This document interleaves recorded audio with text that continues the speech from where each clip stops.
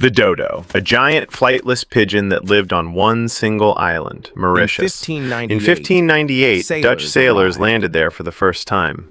The dodo had never seen a predator, so it simply walked right up to humans. Sailors also brought rats, pigs, and dogs that raided its ground nests. Fewer than 100 years later, in 1681, the dodo was gone forever.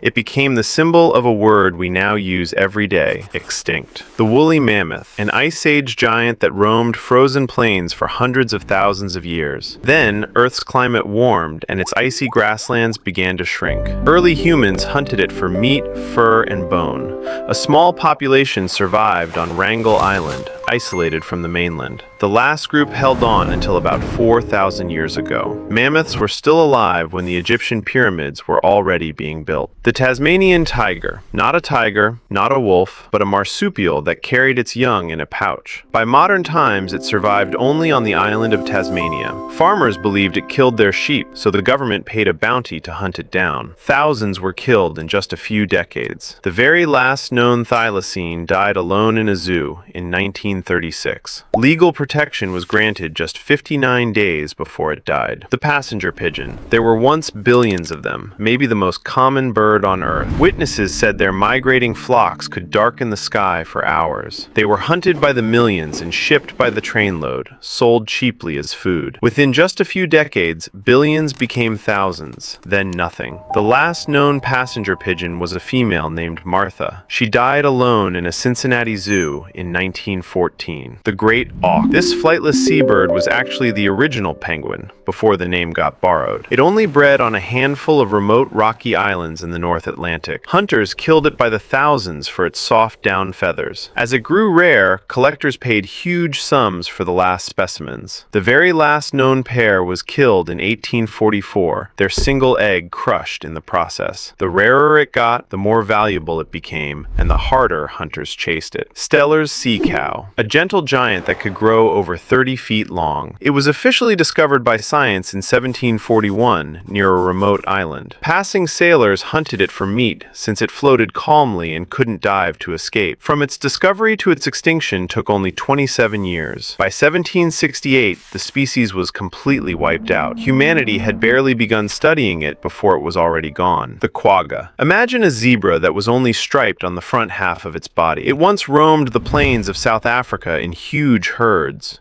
Settlers hunted it heavily for meat and hide, and it competed with livestock for grazing land. The very last quagga died in an Amsterdam zoo in 1883. Decades later, scientists tried breeding zebras to bring its pattern back. The result looks similar, but genetically, the true quagga is still gone. The Pyrenean Ibex.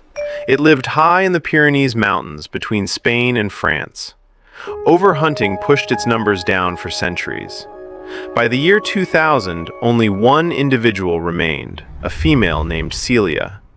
She died after a tree fell on her, the species' final member gone. But scientists had preserved samples of her cells. In 2003, they cloned her, the first de-extinction in history. The clone survived only about 7 minutes before dying of lung defects. The Pyrenean Ibex became the only species to go extinct twice.